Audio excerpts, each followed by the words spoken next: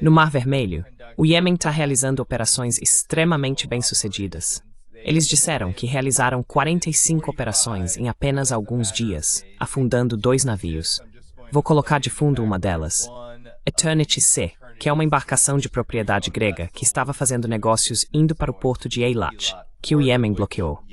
Então, bem, queria saber sua opinião e análise sobre o que está acontecendo. Francesca Albanese, sanções contra ela. Você também tem o que está acontecendo com Ansar Allah? E claro, a guerra de 12 dias e suas consequências, que viram Israel não apenas intensificar seus ataques contra Gaza e Líbano, mas também sofrer golpes bastante significativos da resistência.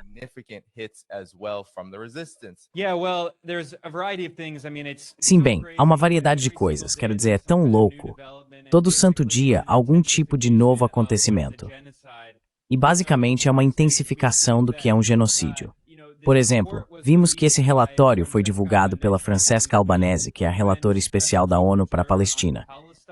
Ela detalhou como empresas dos Estados Unidos têm lucrado com a ocupação ilegal do território palestino e com o genocídio em Gaza. Em resposta a isso, o governo dos Estados Unidos impôs sanções a essa especialista em direitos humanos da ONU, o que é, quero dizer, uma violação tão flagrante de todas as leis internacionais, de todas as normas internacionais.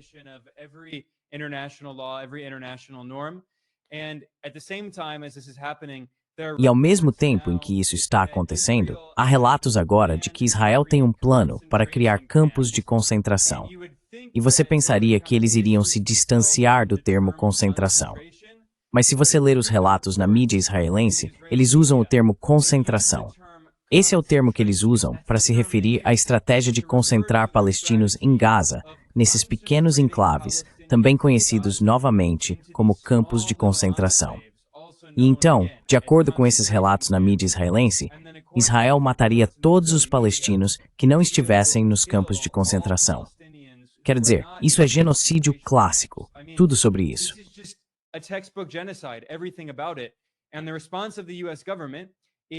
E a resposta do governo dos Estados Unidos é sancionar as pessoas que se opõem a esse genocídio, travar uma guerra contra quem se opõe a esse genocídio e, em seguida, fornecer mais armas e apoio para quem está cometendo o genocídio. Então, é claro, o primeiro-ministro de Israel, Benjamin Netanyahu, acabou de fazer uma viagem a Washington. Ele se encontrou com Donald Trump na Casa Branca enquanto tudo isso está acontecendo. E Netanyahu, para voar até os SIA, sobrevoa o espaço aéreo de vários países europeus, que são signatários do TPI, o Tribunal Penal Internacional. E há um mandado de prisão pendente contra Netanyahu por crimes contra a humanidade que ele cometeu em Gaza.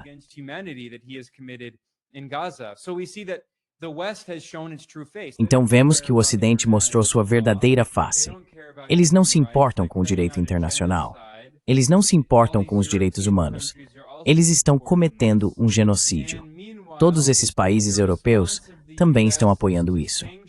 E enquanto isso, a resposta dos Estados Unidos é sancionar especialistas em direitos humanos da ONU e travar uma guerra contra o Iêmen, que é um dos únicos países no mundo que realmente está tomando medidas para tentar parar esse genocídio. Claro, o Irã era o outro grande país que apoiava os palestinos e se opunha a esse genocídio. E vimos que em junho, os Estados Unidos e Israel travaram uma guerra contra o Irã. E isso ainda não acabou. Agora é chamado de Guerra dos 12 Dias.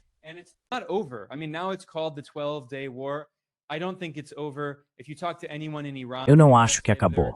Se você conversar com qualquer pessoa no Irã, todos dizem que esperam que a guerra continue. Não vamos esquecer que em janeiro Trump negociou um suposto cessar-fogo, entre aspas, em Gaza.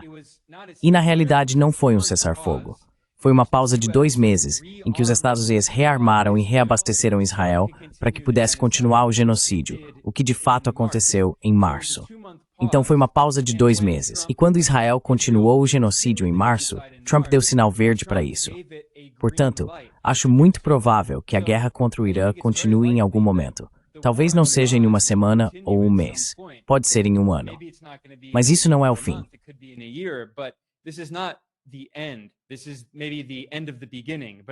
Talvez este seja o fim do começo, mas certamente não é o fim. E, novamente, a resposta do governo dos IELs é travar guerra contra todos os países que estão tentando parar esse genocídio, ou seja, o Irã e também o Iêmen. Quando você lê os relatos da mídia ocidental sobre esses ataques realizados pelo Iêmen contra navios ligados a Israel, eles dizem que é porque esse grupo, Ansar Allah, os chamados Houthis do Iêmen, são loucos. Eles nunca explicam a justificativa, o motivo explicitamente declarado para esses ataques. O governo iemenita, o governo de fato, na maior parte do Iêmen, no norte do país, liderado pelo Ansar Allah, deixou claro que vai parar esses ataques quando o genocídio em Gaza acabar.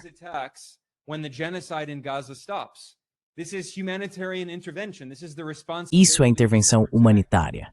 Isso é a responsabilidade de proteger, que o governo dos Estados Unidos invocou muitas vezes para justificar intervenções na Líbia, na Síria e em muitos outros países.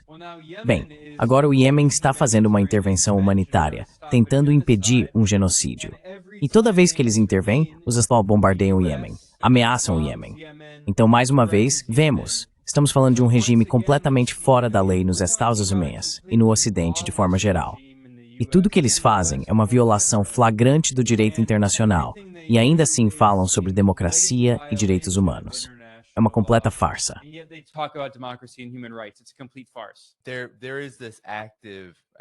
Existe um massacre ativo, um genocídio absoluto acontecendo em Gaza. Ainda assim, há pessoas naquela região que não desistem. O Iêmen, como eu disse, afundou não um, mas 2 navios. O Magic Seas e depois o Eternity Sea. Ambos foram afundados. No caso do Eternity Sea, houve vítimas fatais.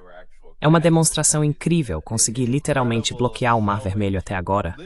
E claro, até mesmo em Gaza, ocorreram alguns dos maiores golpes que o exército israelense já enfrentou.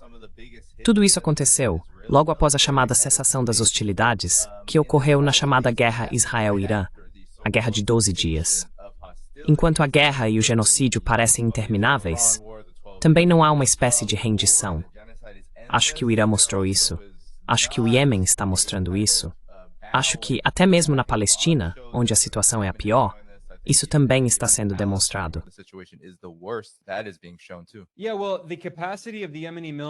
Sim, bem, a capacidade das Forças Armadas do Iêmen é bastante limitada. Agora, de novo, quando você lê a mídia ocidental, eles falam sobre os chamados Houthis, que são oficialmente conhecidos como Ansar Allah, como se fossem um pequeno grupo armado não estatal. Mas houve uma revolução no Iêmen em setembro de 2014, chamada Revolução de 21 de Setembro, liderada por esse grupo, o Ansar Allah, que derrubou uma ditadura apoiada pelos Estados Unidos, uma ditadura fantoche do Ocidente.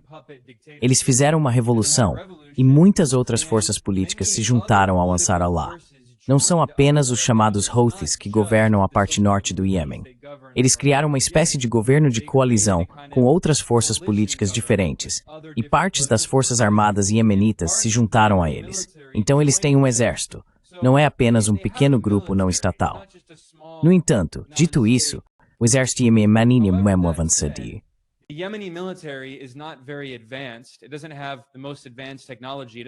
Não possui a tecnologia mais avançada. Não tem mísseis hipersônicos. O Irã, sim, tem um exército bastante avançado. Não está no mesmo nível da Rússia e da China, que possuem alguns dos exércitos mais avançados do mundo. Mas o exército iraniano é certamente mais avançado do que qualquer outro exército que já lutou contra Israel. Sabe, Israel está acostumado a intimidar em pequena escala pequenos grupos armados não estatais ou civis desarmados na Palestina e em Gaza. Israel está acostumado a massacrar crianças e mulheres em Gaza, e talvez a lutar contra as Brigadas Al-Qassam, que são um pequeno grupo armado não estatal, um grupo de guerrilha, ou talvez o Hezbollah, que é um grupo de guerrilha muito avançado, mas não é o Estado libanês, na medida em que sequer existe um Estado libanês de fato.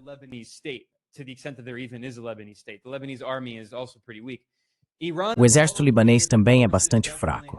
O Irã, entre todas essas forças diferentes, definitivamente tem um exército mais avançado e possui mísseis hipersônicos. E o Irã mostrou que pode atingir Israel. Atingiu Israel repetidamente. Passou pelos sistemas de defesa aérea de Israel, que tem várias camadas. Ouvimos falar do Domo de Ferro. E agora há esse grande golpe nos Estados Unidos. Esse esquema de marketing da Lockheed Martin e de outras corporações do complexo industrial militar para vender a ideia do Domo de Ouro, que é, como eu disse, apenas um golpe de marketing. Não é real. Não existe Domo de Ouro. Os Estados Unidos têm um Domo de Ouro. Chama-se Oceano Atlântico e Oceano Pacífico. Quer dizer, quem vai? É absurdo. É tão ridículo. Quem vai declarar guerra aos Estados Unidos? O Canadá? Quero dizer, e Trump está extending press. Trump's threatening to annex Canada. It's absurd. So there's this marketing scheme. Então existe esse esquema de marketing da Cúpula Dourada, no qual o Trump agora vai investir centenas de bilhões de dólares, que vão para contratantes militares, potencialmente até para empresas do Elon Musk, pelo menos iria para a SpaceX. Mas claro, Trump e Musk tiveram um desentendimento. Vamos ver. Enfim, o ponto é que ouvimos muito sobre a Cúpula de Ferro em Israel, mas também existem outras camadas de sistemas de defesa aérea, incluindo a Funda de Davi e tudo isso. E o Irã conseguiu passar por todos eles.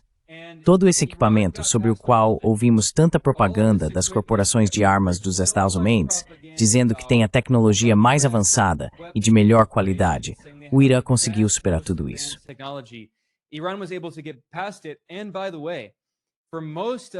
Aliás, na maioria dos contra-ataques realizados pelo Irã em legítima defesa contra Israel, o país não utilizou seus mísseis mais avançados. Porque o Irã sabia que essa guerra poderia escalar ainda mais, e não queria usar imediatamente todos os seus mísseis hipersônicos e tecnologias mais avançadas. Ele preferiu manter muitos desses recursos em reserva e usar alguns de seus mísseis mais antigos, que foi o que fez. Então, acredito que esse é outro motivo pelo qual a guerra foi, pelo menos temporariamente, pausada após apenas 12 dias. E os Estados Unidos têm reabastecido Israel para reiniciar a guerra.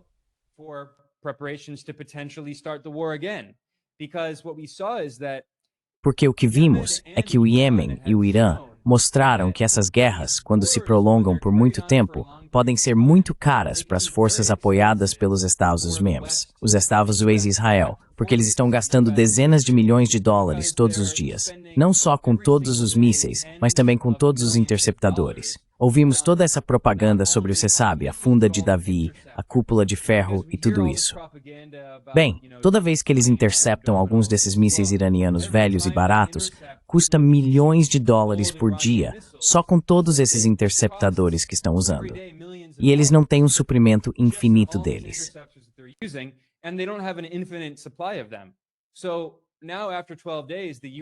Agora, após 12 dias, os Estados Unidos têm reabastecido Israel, potencialmente em preparação para outra fase desta guerra.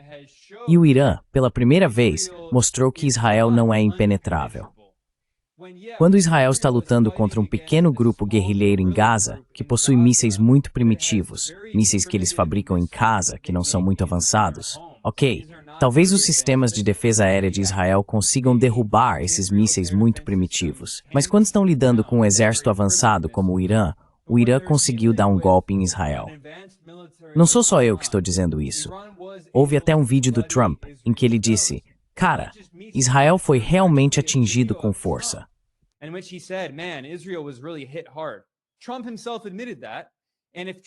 O próprio Trump admitiu isso. E se Trump disse, você sabe que é porque ele está recebendo informações das agências de inteligência dos Estados Unidos, dizendo que sim, Israel foi atingido muito duramente. Agora, Israel afirma ser uma grande democracia, o que é obviamente absurdo. É um estado etnocrático de apartheid. E quero dizer, mesmo dentro das fronteiras de 48, na medida em que existem fronteiras, Israel é o único país do mundo que na verdade não tem fronteiras, mas na medida em que tem fronteiras, entre aspas, ainda assim não é uma democracia, obviamente. Netanyahu disse de forma famosa que os chamados cidadãos árabes de Israel não são cidadãos de verdade, porque não são judeus, são árabes.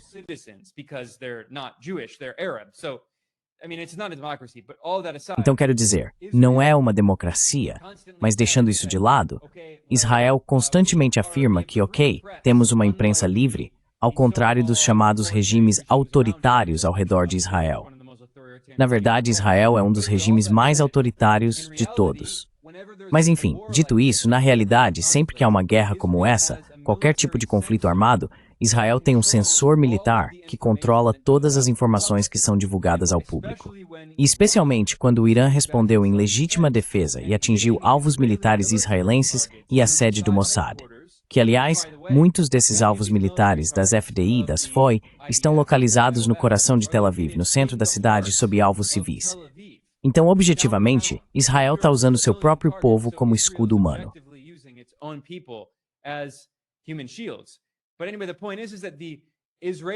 De qualquer forma, o ponto é que a censura militar israelense não permitiu que o público tivesse acesso a muitas informações sobre os ataques iranianos. E claro, a narrativa de propaganda era de que o Irã não estava causando nenhum dano, que Israel estava completamente seguro. Isso é absurdo. Vimos vídeos nas redes sociais, pelo menos no início, em que o Irã atingia Israel com força. E então, a chamada democracia israelense anunciou que qualquer israelense que publicasse vídeos desses ataques nas redes sociais poderia ser preso.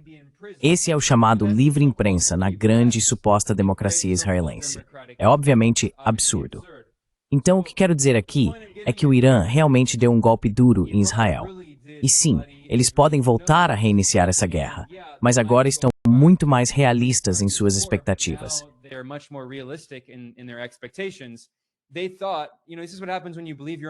Eles pensaram, sabe, é isso que acontece quando você acredita na sua própria propaganda.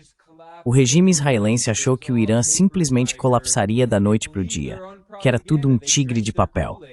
Eles acreditaram na própria propaganda. Beberam do próprio veneno, achando que o povo do Irã se levantaria e derrubaria a República Islâmica. Supostamente todo mundo odeia o regime. Não, na realidade, a guerra de agressão de Israel e a guerra de agressão dos Estados Unidos contra o Irã, na verdade, aumentaram o apoio ao governo iraniano. Porque agora o povo do Irã vê que, por muitos anos, o governo iraniano dizia que os Estados Unidos e Israel queriam fazer guerra contra o Irã, derrubar o governo iraniano, matar civis iranianos. E foi exatamente isso que eles fizeram.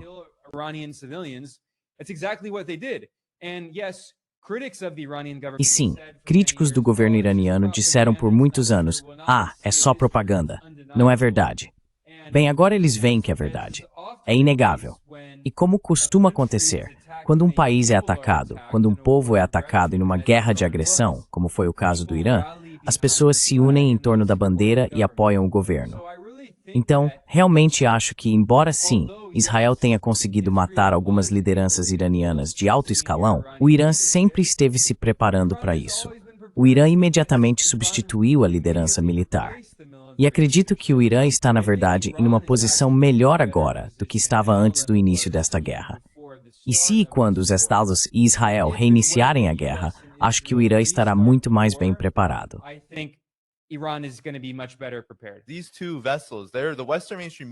Esses dois veículos, a grande mídia ocidental, sionistas em todas as redes sociais, estão pedindo que os Estados Unidos, que Donald Trump, se envolvam.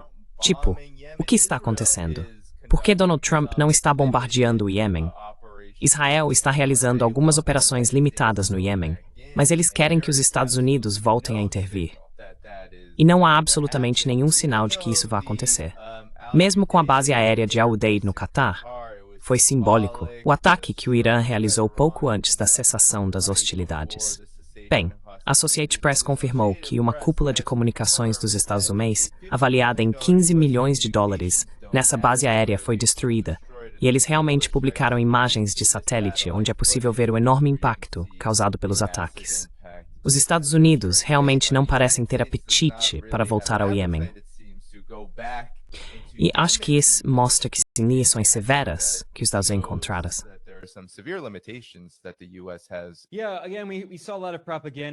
Sim, novamente, vimos muita propaganda sobre isso.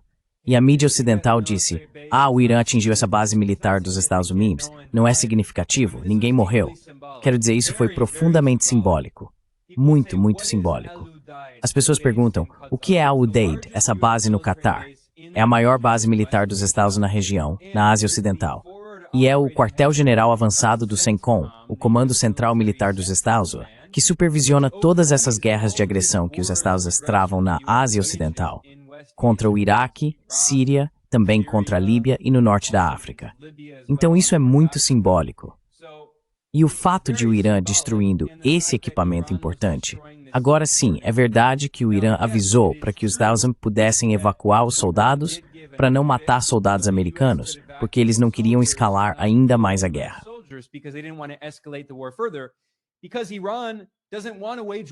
Porque o Irã não quer travar uma guerra.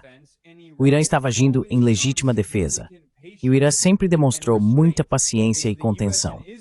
São os Estados Unidos e Israel que são os agressores, que estão sempre começando essas guerras.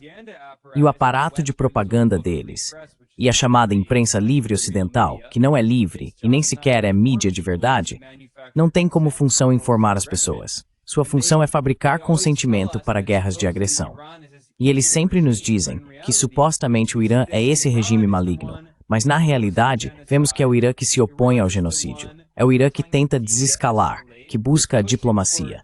E são os Estados e Israel que apoiam o genocídio. Colonizam territórios, roubam terras, promovem limpeza étnica e realizam guerras de agressão.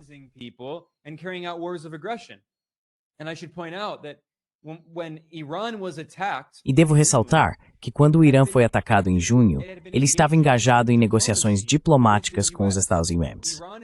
O Irã havia participado de várias rodadas de conversas de paz com os Estados, com o governo Trump, porque ainda no primeiro mandato de Trump, ele se retirou unilateralmente do acordo nuclear com o Irã, o Plano de Ação Conjunto Global, o JCPOA. Ele rasgou o acordo e reimpôs sanções ao Irã, em violação ao direito internacional. Uma violação flagrante de uma resolução do Conselho de Segurança da ONU que os Estados Unidos haviam apoiado durante o governo Obama. Isso foi no primeiro mandato. Biden assumiu e, claro, afirmou que supostamente desfaria as políticas de Trump.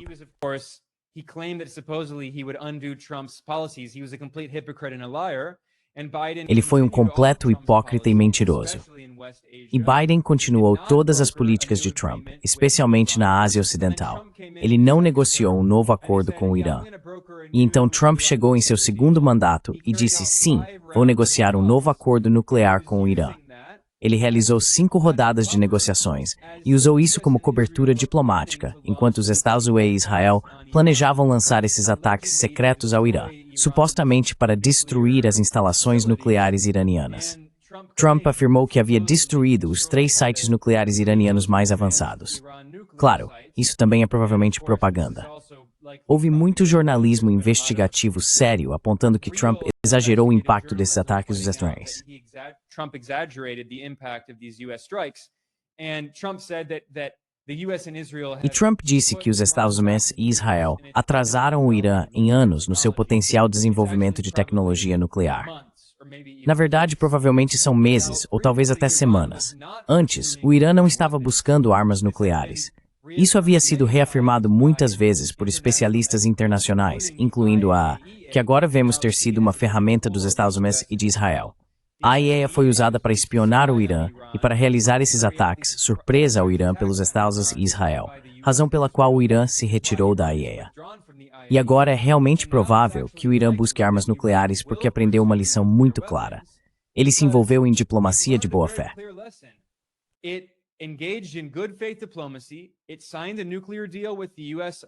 O Irã assinou um acordo nuclear com os Estados Unidos durante o governo Obama.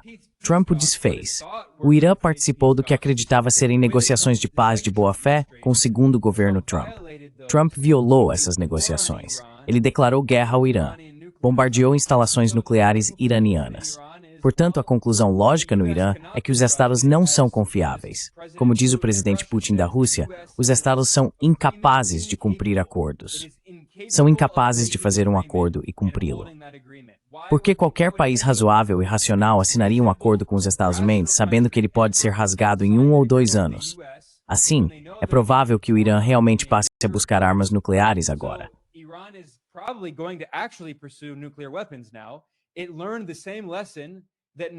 Aprendeu a mesma lição que a Coreia do Norte, a RPDC.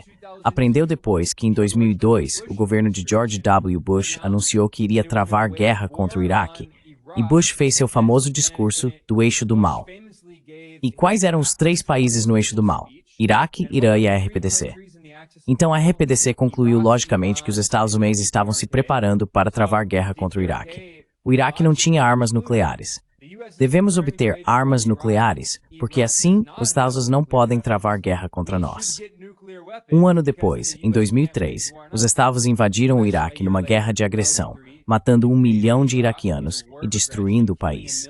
Além do 1 milhão de iraquianos que morreram, milhões de outros foram deslocados e transformados em refugiados.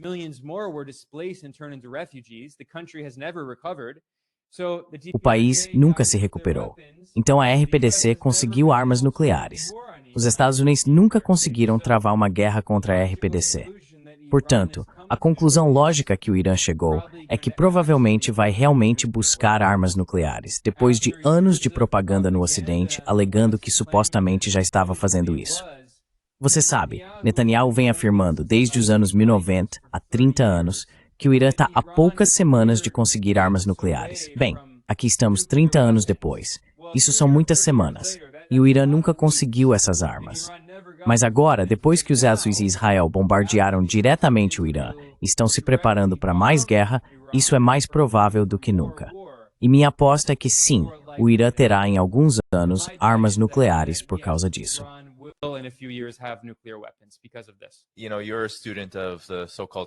Você sabe, você é um estudioso da chamada Guerra Fria, da guerra sobre colônias, das guerras de libertação nacional, das guerras contra o imperialismo. E parece que na Ásia Ocidental estamos vendo realmente não apenas uma guerra prolongada de agressão liderada pelos Estados Unidos e Israel, agora abrangendo toda a região, dos horrores em Gaza até uma operação de mudança de regime contra o Irã, mas também a resistência revidando, que não só não está desistindo, como é muito imprevisível o quanto isso pode explodir em um futuro muito próximo, considerando que muita gente já tinha descartado o Irã há muito tempo, porque eles ainda não tinham lançado a operação verdadeira Promessa 3. E, no entanto, no momento em que precisaram, eles agiram.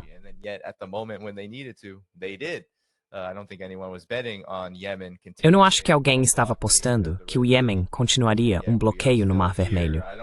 E, no entanto, aqui estamos. Não acho que alguém estava pensando, bem, como alguém poderia estar lutando nos escombros em Gaza? Parece inimaginável, dada a desumanidade que está sendo imposta aos palestinos ali. E mesmo assim, eles estão desferindo golpes significativos que estão causando sérias preocupações tanto para Israel quanto para os Estados Unidos.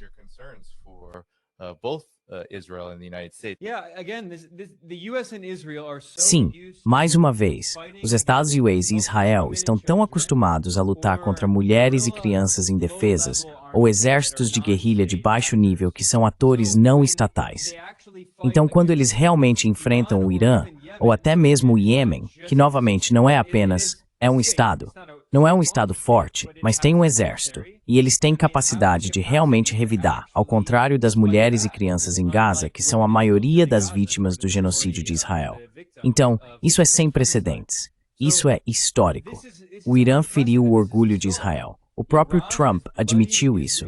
E será um sinal para o futuro de que quando os Estados Unidos e Israel tentarem atacar o Irã novamente, o que eles farão, essa não foi a primeira vez e não será a última. Não vamos esquecer que no primeiro mandato de Trump, ele assassinou o principal general do Irã, Qasem Soleimani, provavelmente a pessoa mais importante no governo iraniano, depois do líder supremo e do presidente.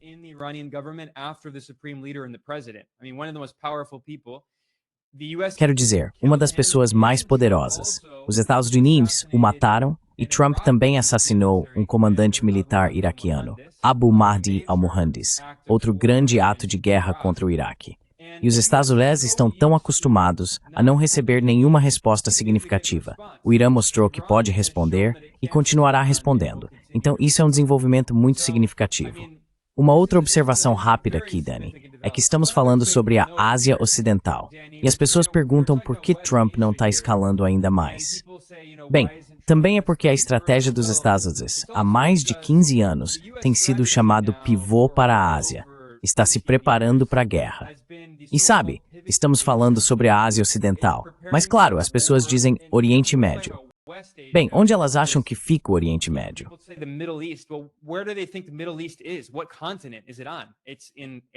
Em que continente fica? Fica na Ásia.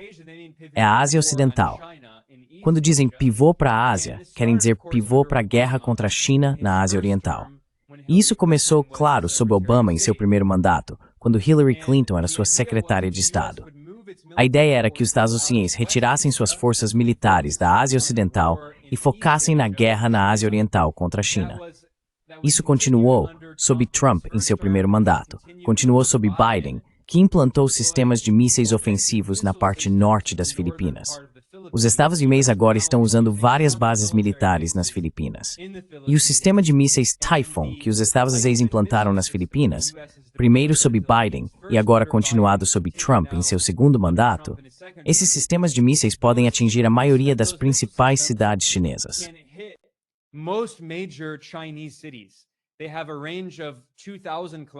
Eles têm um alcance de 2.000 quilômetros.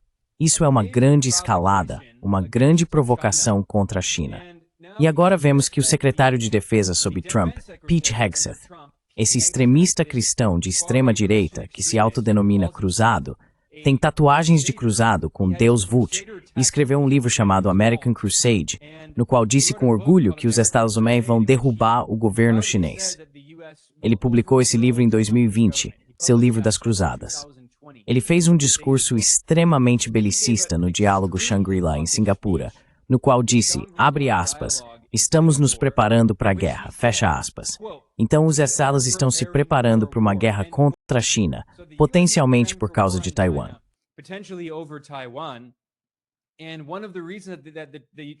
E uma das razões pelas quais o governo Trump está tentando focar menos na Ásia Ocidental é porque, assim como Obama, como Trump em seu primeiro mandato e como Biden, eles querem se preparar para uma guerra contra a China. Mas eles também querem manter seu controle hegemônico sobre a Ásia Ocidental. Eles estão usando Israel como seu cão de ataque, seu porta-aviões insubmersível, para tentar desestabilizar todos os governos independentes. Eles tiveram sucesso na Síria. A Síria agora é liderada pelo ex-líder da Al-Qaeda, Ahmad al-Shara, que era conhecido como Abu Muhammad al-Julani. Esse cara foi o fundador e chefe da maior afiliada da Al-Qaeda de todos os tempos, que era a Jabhat al-Nusra, na Síria.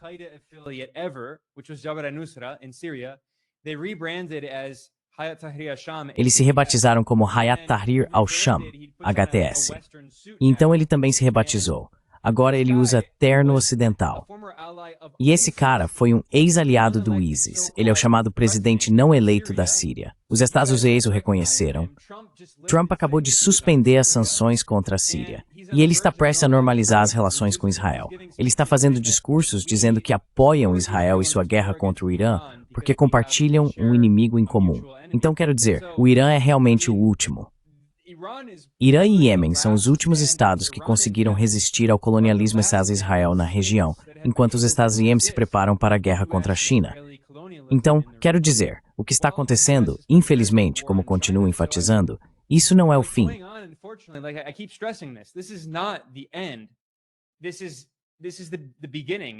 Este é o começo. Talvez seja o fim do começo, mas isso vai escalar ainda mais. Haverá mais guerra contra o Irã. E tudo isso faz parte de uma tentativa de preparar uma guerra contra a China, de isolar a China. Já vemos que os Estados Unidos estão em guerra com a Rússia através da Ucrânia, que é uma guerra da OTAN liderada pelos Estados Unidos, usando a Ucrânia como o último ucraniano. E se você não acredita em mim, o ex-conselheiro de Segurança Nacional de Trump, Mike Flynn, que foi um dos principais generais dos Estados Unidos, supervisionando operações especiais no Iraque e no Afeganistão.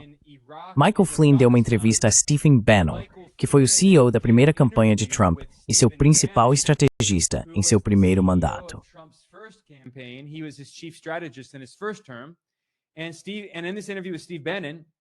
E nessa entrevista com Steve Bannon, Mike Flynn foi questionado sobre o que seria a guerra contra o Irã. Ele disse, China, China, China. Ele afirmou que se os Estados Unidos conseguirem derrubar o governo iraniano e instalar um regime pró-Ocidente, um regime fantoche no Irã, como o Shah, que foi colocado no poder pelos Estados Unidos após um golpe orquestrado pela CIA em 1953, que derrubou o primeiro-ministro democraticamente eleito do Irã, Mohammad Mossadegh, e instalou o ditador, o Shah. Bem, os Estados Unidos querem fazer a mesma coisa novamente. E como Mike Flynn disse, se conseguirem fazer isso, podem isolar a China, remover um país amigo e parceiro da China, e tentar isolar a China para se preparar para essa guerra que Pete Hegseth diz muito claramente que eles estão preparando. Hegseth says very clearly that they're preparing for.